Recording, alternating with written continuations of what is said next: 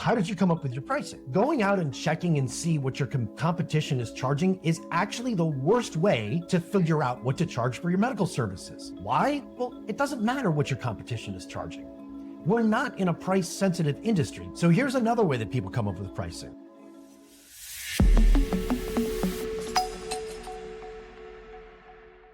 There are a couple of ways that doctors come up with pricing. The first is they ask their friends. So I get this a lot in the regenerative space, and they go, well, how did you come up with your pricing? And this happens, by the way, in functional too, and it happens in all. So this is not just in the regenerative space. I should clarify that. And so what they say is they go, well, I was at an event and I was hanging out at the bar, or I was talking to some of my friends, and I was asking them, what do they charge? And like in the case of regenerative, he goes, some guys are charging $950 for PRP. Some folks are charging $650. So I just kind of put it in the middle. I decided to come up and charge $790. That just felt like a good place to be. To which my answer is, I want to make sure I get this right. You asked a bunch of dead broke doctors who know nothing about business and nothing about pricing and who can barely make payroll what you should charge for your services. And they kind of look at me and they go, oh, I see your point. Going out and checking and see what your competition is charging is actually the worst way to figure out what to charge for your medical services. Why? Well, it doesn't matter what your competition is charging. We're not in a price-sensitive industry. That's a business term. It's not like we're Walmart. Nobody wants discounted healthcare, right? So here's another way that people come up with pricing. Hey, I'm Matthew Galogli, and I'm a maverick. Well, what is a maverick? A maverick goes against the grain. We find our own way. And if you're sick and tired of being pushed around by the insurance companies, come join us. We'll show you the way out. And you'll love medicine again.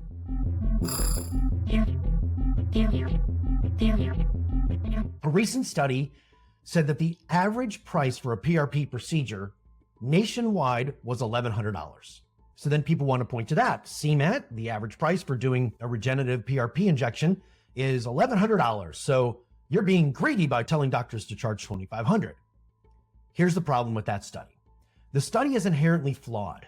Now, if you really think about what goes on in medical studies, you have to start with a very basic premise, right? We're basically trying to figure out, prove or disprove something, or figure out the answer to something, right? Any study starts with this concept of, okay, we want to study the impact of X, Y, and Z on the outcome for whatever, okay? And so what you do is you take a look at this and you have a couple of different variables that you're going to test.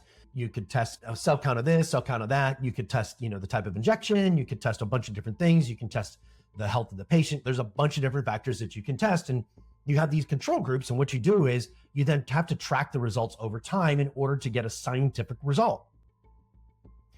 Well, the problem with this study that says, well, they did a survey around the country and they said the average price is $1,100. Here's why the study is inherently flawed.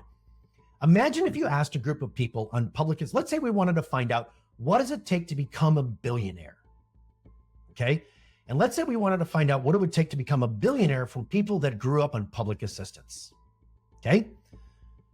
Well, if we went out and we asked a bunch of people who were on public assistance and were still on public assistance and had never been a billionaire, and we asked them what it took to become a billionaire or become a multimillionaire, their answers would be flawed because they didn't have the result, right? They didn't know what it took. If I went to a group of people that grew up in public assistance and they had become multimillionaires and we asked them what it took to become a multimillionaire and to get off public assistance, then guess what?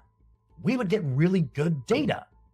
Well, the problem is the people that we were asking this question of about what's the average of what you charge, they're the people in that study that are in public assistance that aren't multimillionaires.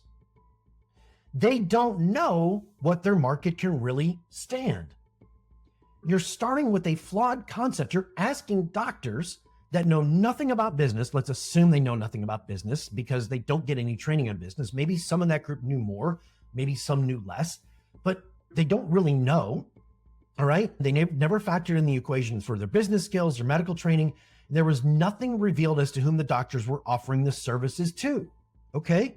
Because what you can sell your services to the right type of customer, the perfect type of customer, is going to be dramatically more, probably 5 to 10x more than what if you were selling it to somebody who was not your perfect customer. So all of these things factor into the equation.